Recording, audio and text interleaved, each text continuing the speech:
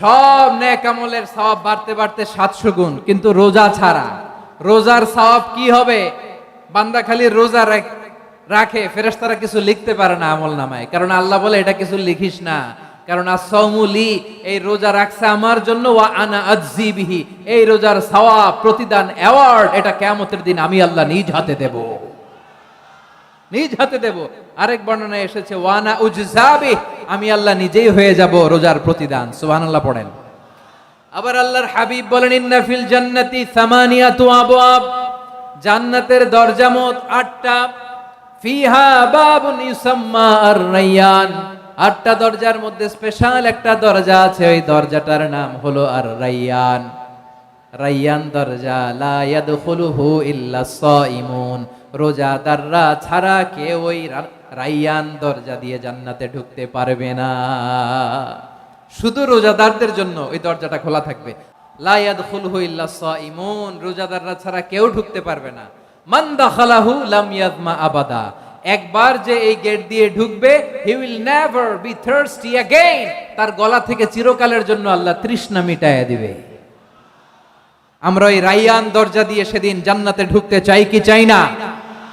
আমার প্রিয় ভাইরা, প্রতি রাতে রমাদানে আল্লাহর ফেরেশতারা আহ্বান জানায়, ইয়া বাগিয়াল খাইরি আকবিল, ইয়া বাগিয়াশ শাররি আকসির, হে কল্যাণের পথের যাত্রী, আকবিল প্রসিড, আরো ইবাদত করো, আগাও আগাও, আরো জান্নাতের নাজ নেয়ামত কামাও। হে অকল্যাণের পথের যাত্রী, আকসির, স্টপ স্টপ, অনেক হয়েছে, আন্না, এই রমাদান এটা পাপের মাস নয়, এটা ইবাদত করে জান্নাত কামানোর মাস। চিল্লায় বলো ঠিক কি না? ওয়ালিল্লাহি উতাকাউ মিনান নার ওয়া যালিকা কুল্লা লাইলা, প্রতি রাতে, রমাদানের প্রতি রাতে আল্লাহ তাআলা এরকম লাখো বনি আদমকে maaf করে দেওয়ার ঘোষণা দেয়, নাজাতের ঘোষণা দেয়। আমরা আল্লাহর পক্ষ থেকে মাফ, নাজাত চাই কি চাই না? আমরা যদি নাজাত পেয়ে যাই আর কিছু চাই? কথা বলে না। আমাদের নাজাত লাগবে, আওয়াজ করে বলেন তো কি লাগবে? আল্লাহ বলেন এই কোরআনকে আমি রমাদানে নাজিল করেছি, যেটা বিশ্ব মানবের জন্য পথ নির্দেশিকা। এতে আছে হেদায়েতের সুস্পষ্ট বর্ণনা, আর সত্য মিথ্যা পার্থক্য করার মানদণ্ড, কোনটা সত্য কোনটা মিথ্যা, এটা কোরআন দিয়ে ডিফারেন্সিয়েট করা যায়। কোরআন হচ্ছে ফুরকান, to differentiate between right and wrong, কোনটা সত্য কোনটা মিথ্যা, কোনটা ভুল কোনটা নির্ভুল, এটা কোরআন দিয়ে যাচাই করা যায়। চিল্লায় বলেন ঠিক কিনা? এজন্য এই কোরআন দিয়ে আমাদের জীবন সাজাতে হবে। কোরআন দিয়ে জীবন না সাজালে জীবন আলোকিত হয় না। কোরআন দিয়ে পরিবার না সাজালে পরিবার আলোকিত হয় না। কোরআন দিয়ে সমাজ না সাজালে সমাজটা শান্তিময় হয় না। শুধু দুর্নীতি দমন কমিশন দিয়ে দুর্নীতি বন্ধ করা যায় না। কোরআনের আইন বাস্তবায়ন করা ছাড়া এই সমাজ থেকে দুর্নীতি বন্ধ করা যাবে না। চিল্লায় বলো ঠিক কিনা? আমার প্রিয় ভাইরা, এই কোরআন নাজিল হয়েছে রমাদান আল মুবারক, এই বরকতময় মাসে। তাই আমাদের উচিত এই মাসে আসন্ন যে রমাদান আল মুবারক, এই রমাদানে কোরআনের সাথে নিজেদের সম্পর্ককে বাড়ানো। আমার প্রিয় চাঁপাইনবাবগঞ্জের ভাইয়েরা, আমরা কি আসন্ন রমাদানে কোরআনের সাথে আমাদের অ্যাটাচমেন্ট, সম্পর্ক বাড়াতে চাই? চান সবাই? আপনি কি জানেন কোরআন নিয়ে কোন ফেরেশতা পৃথিবীতে এসেছিল? জানেন? ফেরেশতার নাম কি বলেন তো? জিবরিল আলাইহিস সালাম। একটু খেয়াল করে শুনেন, কান দুটো খরগোশের কানের মতো খাড়া করে আমার দিকে তাকান। সাইয়েদনা জিবরিল কোরআন নিয়ে এসেছেন, ফলে উনি হয়েছেন শ্রেষ্ঠ ফেরেশতা।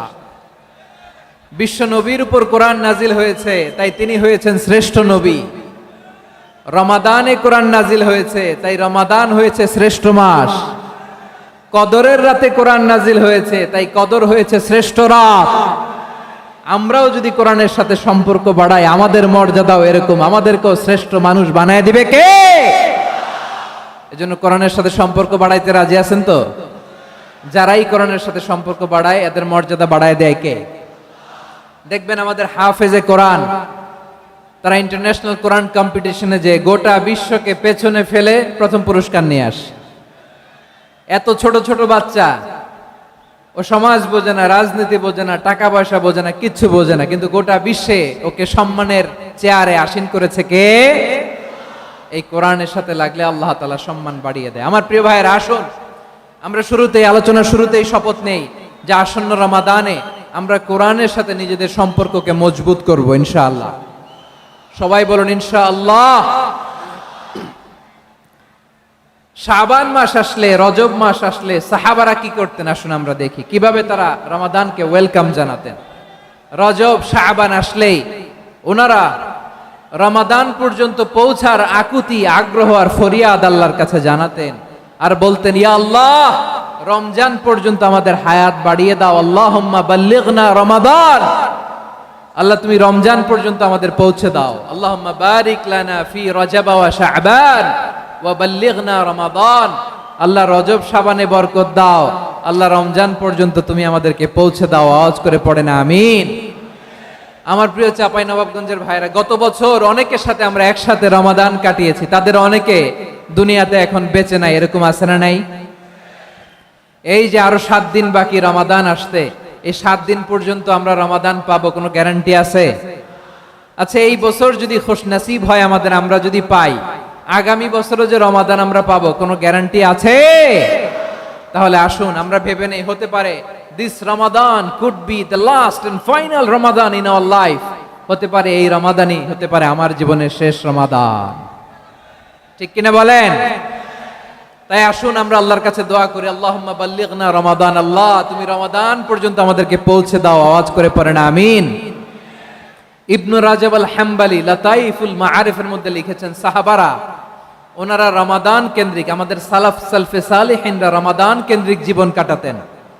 ওনারা রমজান আসার 6 মাস আগে আল্লাহর কাছে দোয়া করতেন, আল্লাহ রমজান পর্যন্ত পৌঁছে দাও। রমজান চলে যাওয়ার পরে বাকি 6 মাস আল্লাহর কাছে দোয়া করতেন, আল্লাহ এই রমাদানে যে ইবাদত করেছি এই ইবাদতগুলো তুমি কবুল করে নাও। সুবহানাল্লাহ। তাহলে পুরো বছর রমাদান কেন্দ্রিক জীবন। রমজান আসার আগে 6 মাস দোয়া করতো, আল্লাহ আমরা যেন রমজান পাই। রমজান চলে যাওয়ার পরে বাকি 6 মাস বলতো, আল্লাহ রমজানে যে ইবাদত করেছি এগুলো তুমি কবুল করে নাও। সুবহানাল্লাহ। আবার এই শাবান মাসে আল্লাহর হাবিব সাল্লাল্লাহু আলাইহি ওয়াসাল্লাম সবচেয়ে বেশি রোজা রাখতেন। কানা ইয়াসুমু শাবানা কুল্লাহ, সবচেয়ে বেশি রোজা রাখতেন শাবান মাসে।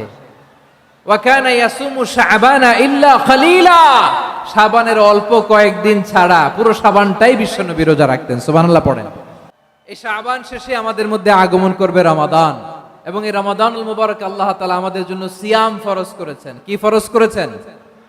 তিনি সূরাতুল বাকারার 183 নম্বর আয়াতে ইরশাদ করছেন, রাব্বুল আলামিন বলেন, ইয়া আইয়ুহাল্লাযীনা আমানু কুতিবা আলাইকুমুস সিয়ামু কামা কুতিবা আলাল্লাযীনা মিন ক্বাবলিকুম লাআল্লাকুম তাত্তাকুন। আল্লাহ বলেন, ও বিশ্বাসীরা শোনো শোনো, তোমাদের জন্য সিয়ামকে ফরজ করা হয়েছে, ঠিক যেমন ভাবে তোমাদের পূর্ববর্তী উম্মতদের উপরও সিয়ামকে ফরজ করা হয়েছিল, লাআল্লাকুম তাত্তাকুন, যাতে করে তোমরা সবাই মুত্তাকি হতে পারো। সুবহানাল্লাহ বলেন, যাতে করে তোমরা আল্লাহ সচেতন হতে পারো। তাহলে সিয়ামকে, এই সামনে যে রমাদান আসতেছে আমার প্রিয় ভাইয়েরা, এই পুরো রমাদান ব্যাপী সিয়াম সাধন করা, সিয়াম পালন করাকে আমাদের জন্য ফরজ করে দিয়েছে কে? রমাদানের রোজা রাখার নফল নাকি?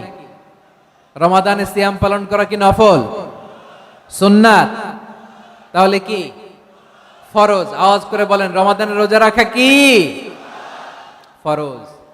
এটা শুধু আমাদের উপরই ফরজ না, আমাদের আগে যত জাতিগোষ্ঠী এই পৃথিবীতে এসছে সবার উপরে সিয়াম পালনকে ফরজ করেছে কে? সবার উপরে আল্লাহ তাআলা সিয়াম পালনকে ফরজ করেছিলেন।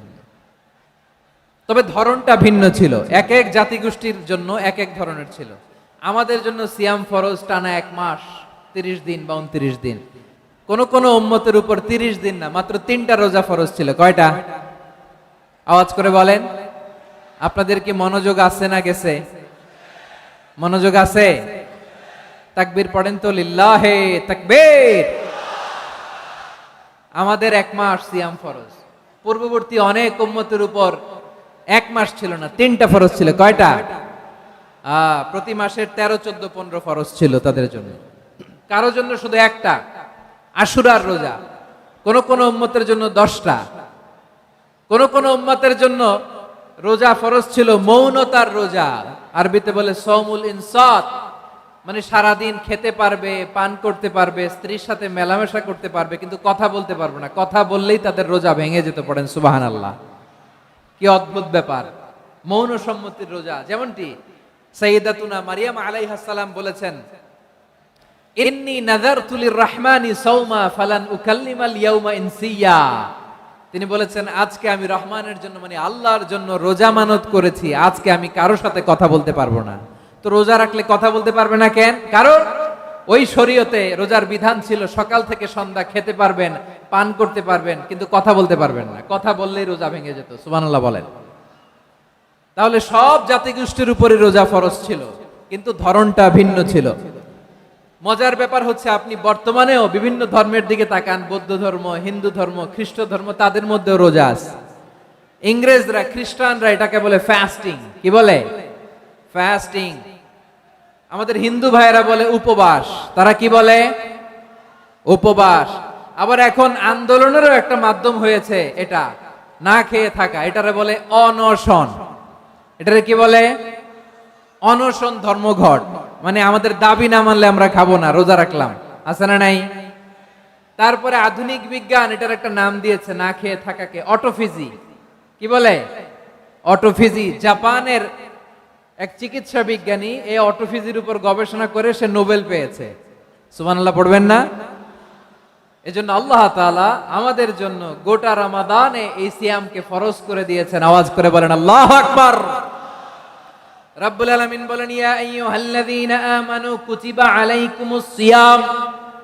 সিয়ামকে তোমাদের উপরে ফরজ করা হয়েছে, কামা কুতিবা আলাল্লাযীনা মিন ক্বাবলিকুম, যেমনি তোমাদের পূর্ববর্তীদের উপর রোজা ফরজ করা হয়েছিল, লাআল্লাকুম তাত্তাকুন, যাতে করে তোমরা আল্লাহ সচেতন হতে পারো, যাতে করে তোমরা মুত্তাকি হতে পারো। লাআল্লাকুম তাত্তাকুন, যাতে করে আমরা আল্লাহ সচেতন হতে পারি, আল্লাহ কনসিয়াসনেস আমাদের মধ্যে গ্রো করে। এটা হচ্ছে রোজার prime objective, the prime objective of সিয়াম। অনেকে জিজ্ঞেস করলে অনেকে বলে রোজার মূল উদ্দেশ্য হচ্ছে না খেয়ে থাকা। না। অনেকে বলে গরিবদের কষ্ট অনুধাবন করা রোজার উদ্দেশ্য। না।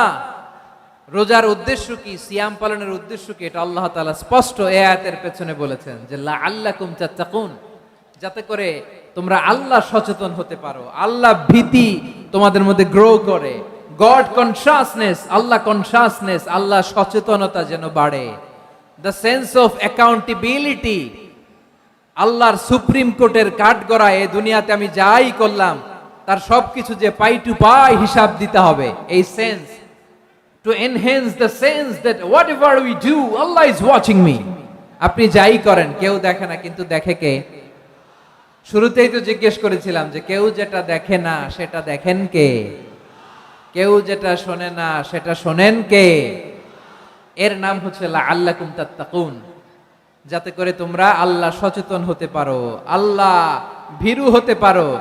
দুনিয়ার কেউ দেখে না, কিন্তু আল্লাহ দেখে।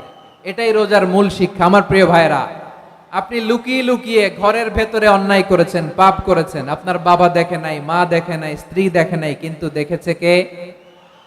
আল্লাহর চোখ ফাঁকি দেয়া যায়? আচ্ছা, বুঝে থাকলে বলেন তো, সিসি ক্যামেরার চোখ ফাঁকি দেয়া যায় কি যায় না?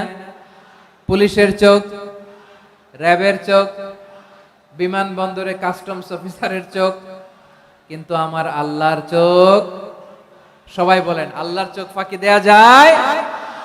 এই সেন্সটা নিয়ে আসা নিজের মধ্যে, আমি what ever I do Allah is watching me, যাই করি আল্লাহ দেখে। লাআল্লাকুম তাত্তাকুন। রমাদানের রোজা, ইফতারি, সিয়াম, ইবাদত সব কিছুর মধ্য দিয়ে আপনাকে খেয়াল করতে হবে যে লাআল্লাকুম তাত্তাকুন এই স্ট্যান্ডার্ড এটা অ্যাচিভ হচ্ছে কিনা আমাদের, যাতে করে তোমরা মুত্তাকি হতে পারো, আল্লাহ ভীরু হতে পারো। তাকওয়া, এটা হচ্ছে the essence of Islam. What is তাকওয়া? তাকওয়া মানে কি? তাকওয়ার সংজ্ঞা অনেকে অনেক ভাবে দিয়েছেন। আমি সরাসরি সাহাবাদের কাছ থেকে একটা সংজ্ঞা আপনাদের শোনাচ্ছি। ওমরে ফারুক রাদিয়াল্লাহু তাআলা আনহু উবাই ইবনে কাব রাদিয়াল্লাহু তাআলা আনহুকে জিজ্ঞেস করেছিলেন, ইয়া উবাই মা হুয়া তাকওয়া? হে উবাই, তাকওয়া কি? তাকওয়া কাকে বলে? উবাই ইবনে কাব তিনি প্রশ্নের উত্তর না দিয়ে উনিও আবার প্রশ্ন ছুড়লেন। তিনি বললেন, ইয়া আমিরাল মুমিনিন, আমা সালাকতা তরিকান যা শাউক? আপনি কি কাঁটাযুক্ত রাস্তা দিয়ে মরুভূমিতে কখনো হেঁটেছেন? যে রাস্তার চারদিকে ক্যাকটাস, গুলমলতার কাটা, হেঁটেছেন? ওমরে ফারুক বললেন, নাম, হেঁটেছি। বালা, হেঁটেছি। কাইফা আমিলতা, কিভাবে হেঁটেছেন? ওমরে ফারুক বললেন, শাম্মারতু ওয়াজতাহাতু, আমি আমার জামা, জুব্বা আর চাদর আটোসাটো করে গায়ের সাথে এমন ভাবে মিলিয়ে রেখেছি, এমন সাবধানে হেঁটেছি যাতে করে মরুভূমির ক্যাকটাসের গুলমলতার কাটা আমার গায়ে বিঁধে না যায়। উবাই ইবনে কাব বললেন, ফাযালিকা হুয়া তাকওয়া, আরে তাহলে আপনি তো ঠিকই জানেন তাকওয়া মানে কি, এটাই তো তাকওয়া। ওই রাস্তা দিয়ে যেভাবে হেঁটেছেন, পুরো দুনিয়ার জিন্দেগিটা এইভাবে সাবধানে চলার নামই হচ্ছে তাকওয়া। চিল্লায় বলো ঠিক কিনা? এই দুনিয়াতে পাপ পঙ্কিলতা থাকবে, শয়তানির হাতছানি থাকবে, অপরাধ প্রবণতা থাকবে, নফসের খায়েশ থাকবে, অন্যায়ের হাতছানি থাকবে। সব কিছুকে দলে মুচড়ে পেছনে ফেলে সাবধান হয়ে এই দুনিয়ার সিরাতুল মুস্তাকিমের পথে চলতে হবে। যেই রাস্তা শুরু হয়েছে দুনিয়াতে, শেষ হয়ে গিয়েছে আল্লাহর জান্নাতের ভেতরে। চিল্লায় বলেন ঠিক কিনা? আমার প্রিয় চাঁপাইনবাবগঞ্জের ভাইয়েরা, এটার নামই তাকওয়া। উবাই ইবনে কাব বললেন, ও আমিরুল মুমিনিন, ওই কাঁটাযুক্ত গুলমলতার রাস্তার মধ্যে ঠিক যেমনি সাবধান হয়ে আপনি হেঁটেছেন, এই দুনিয়ার বুকে ওই সাবধান হয়ে চলার নাম হলো তাকওয়া। সুবহানাল্লাহ। তাহলে তাকওয়া কারে বলে? আমার চাঁপাইনবাবগঞ্জের কলিজার টুকরা ভাইয়েরা, বুঝতে পারছেন আপনারা?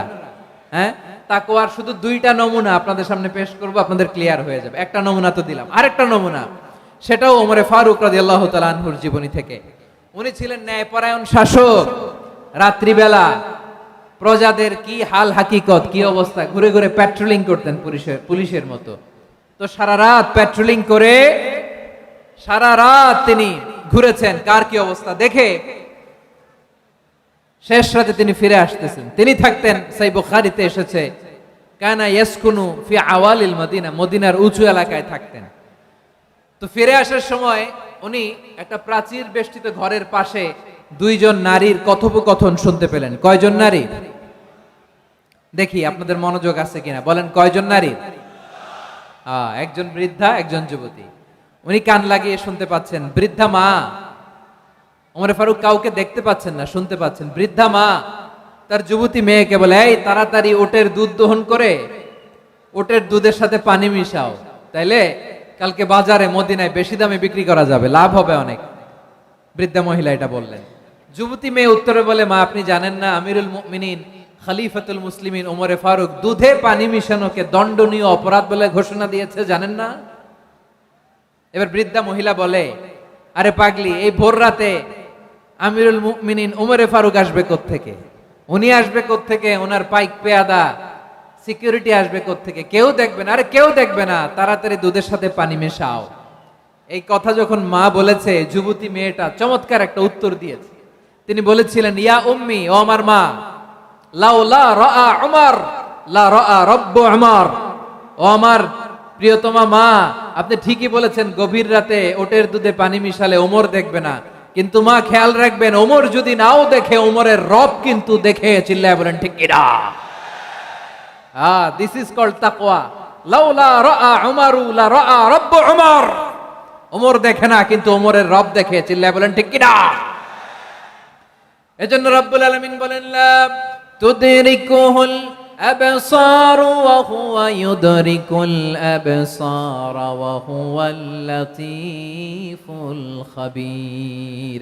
তিনি এমন সত্তা, দুনিয়ার কোন চোখ তাকে দেখে না, কিন্তু দুনিয়ার সবগুলো চোখকে, সব মানুষের অ্যাক্টিভিটিসকে আরশের উপর থেকে সব কিছু মুহূর্তে মুহূর্তে দেখতে পান কে? তাহলে তাকওয়া কারে বলে বুঝতে পারছেন? দুনিয়াতে সাবধানে চলার নাম তাকওয়া। কেউ দেখে না কিন্তু আল্লাহ দেখে। এই সেন্স, এই জবাবদিহিতার ভয়, দ্য সেন্স অফ অ্যাকাউন্টেবিলিটি, এই সেন্স নিজের মধ্যে গ্রো করার নাম হচ্ছে তাকওয়া। আর এই সিয়াম পালন করার প্রাইম অবজেক্টিভ অফ সিয়াম হচ্ছে লাআল্লাকুম তাত্তাকুন। আওয়াজ করে বলেন, লাআল্লাকুম তাত্তাকুন।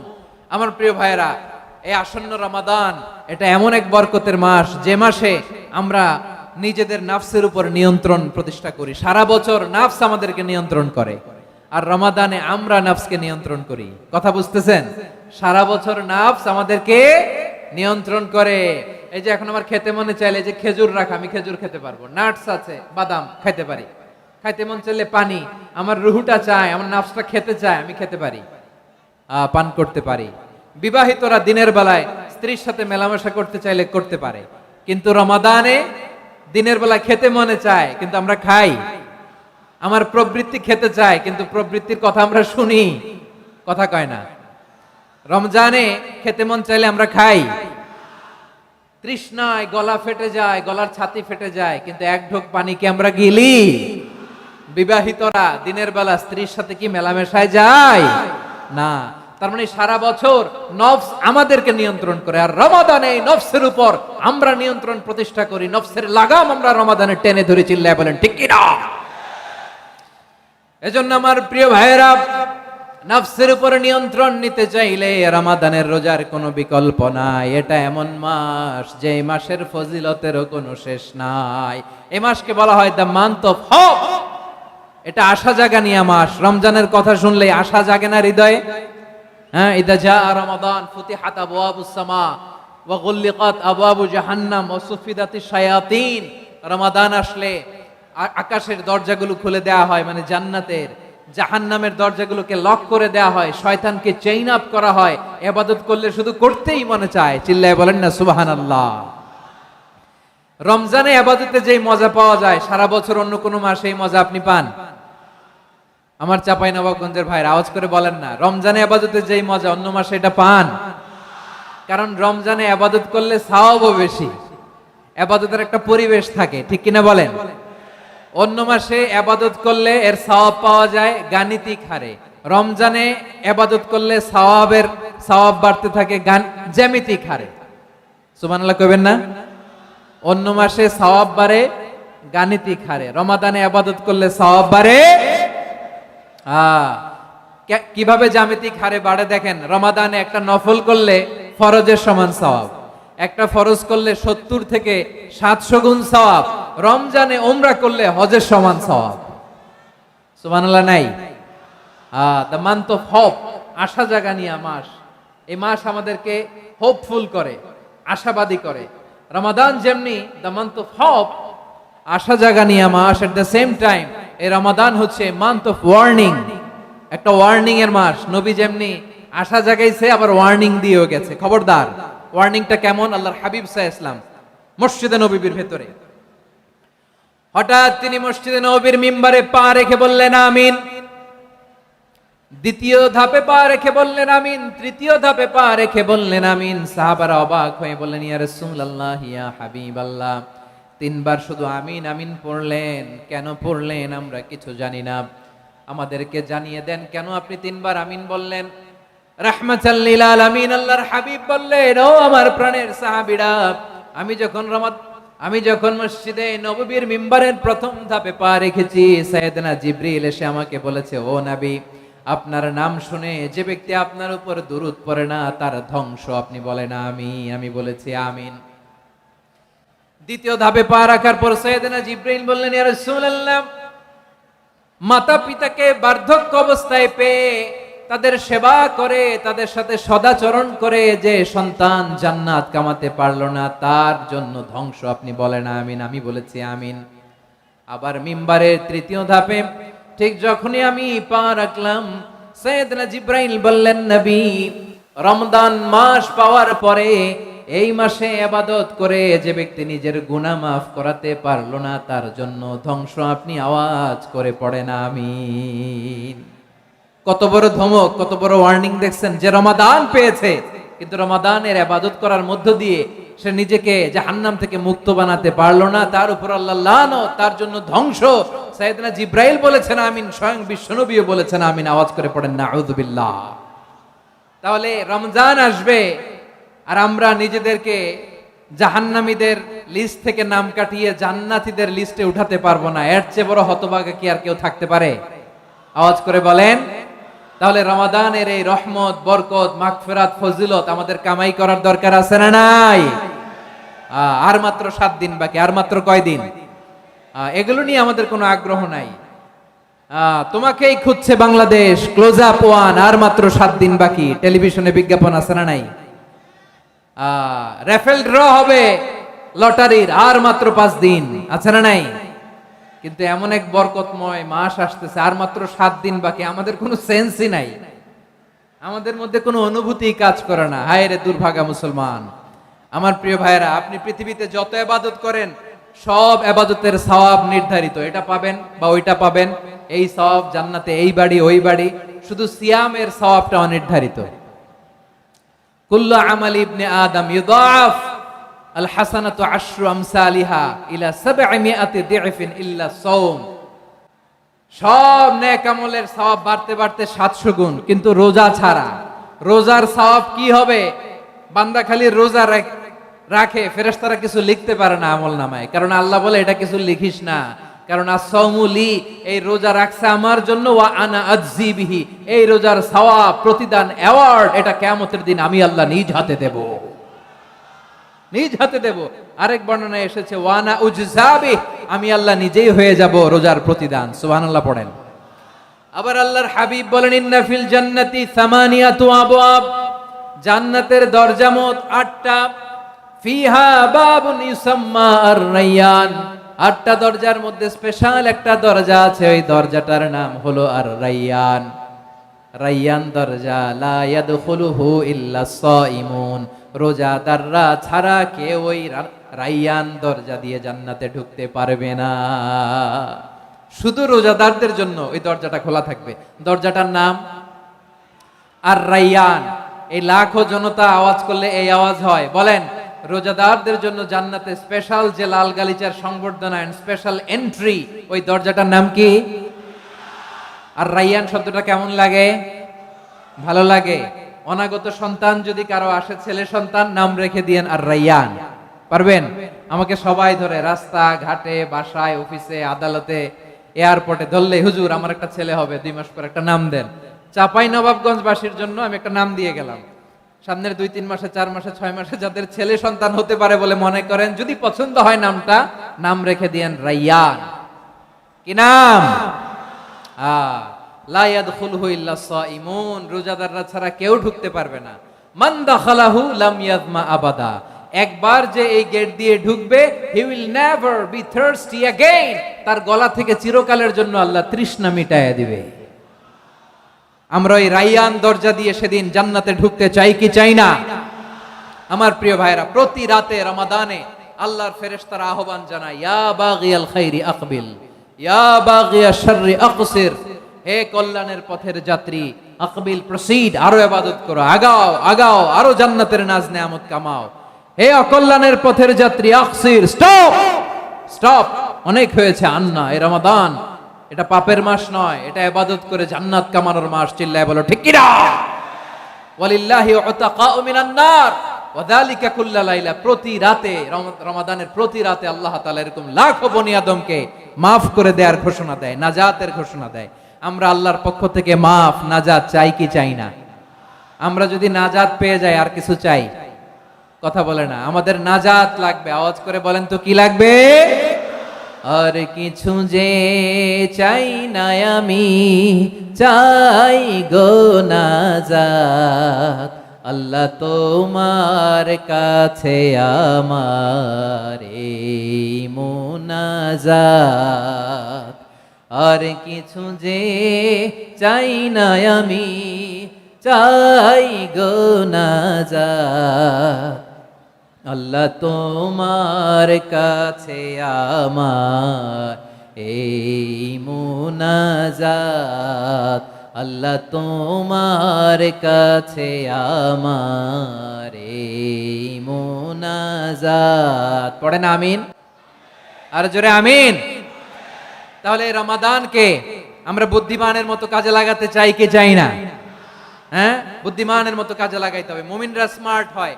এই রমাদানে আমাদের কি করণীয়, কি বর্জনীয়, সংক্ষেপে 7টা করণীয় 7 মিনিটে, 7টা বর্জনীয় 7 মিনিটে বলে আমরা বিদায় নিব ইনশাআল্লাহ। বলেন, কেউ উঠা বসা করব না ইনশাআল্লাহ। বলেন মাশাআল্লাহ, অনেক শান্ত। জি, আমার দিকে তাকান। রমাদানে, আসন্ন রমাদানে আমাদের 7টি করণীয়। 1 নাম্বার করণীয়, এই রমাদানকে আপনি কোরআনময় করে তুলুন। কোরআনময় করে তুলুন 2025-এর রমাদান। এই হচ্ছে আজকের প্রোগ্রামের স্লোগান। জোরে বলেন ঠিক কিনা? কোরআনময় করতে রাজি আছেন? কোরআন তেলাওয়াত করতে রাজি আছেন? আমার প্রিয় ভাইরা ধীরস্থির ভাবে কোরআন তেলাওয়াত করুন, তাড়াহুড়ো করে নয়। আনাস রাদিয়াল্লাহু তাআলা আনহু বলতেন, রুব্বা কারি লিল কোরআন ওয়াল কোরআন ইয়ালআনহু।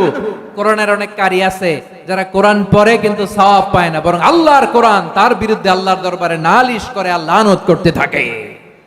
আমরা কি ওই রকম কোরআনের তেলাওয়াতকারী হতে চাই? না। ধীরস্থির ভাবে ওয়ারাত্তিলিল কোরআন তারতিলা, তার তিলের সাথে পড়বেন। বিষ্ণু ঈসা ইসলাম কানা ইয়ামুদ্দু সাওতাহু মাদ্দান, টেনে টেনে পড়তেন। আলহামদুলিল্লাহি রাব্বিল আলামিন আর রহমানির রহিম মালিকি ইয়াউমিদ্দিন ইয়্যাকা না'বুদু ওয়া ইয়্যাকা নাস্তাঈন ইহদিনাস সিরাতাল মুস্তাকিম সিরাতাল লাযীনা আন'আমতা আলাইহিম গায়রিল মাগদুবি আলাইহিম ওয়ালাদ-দাল্লিন।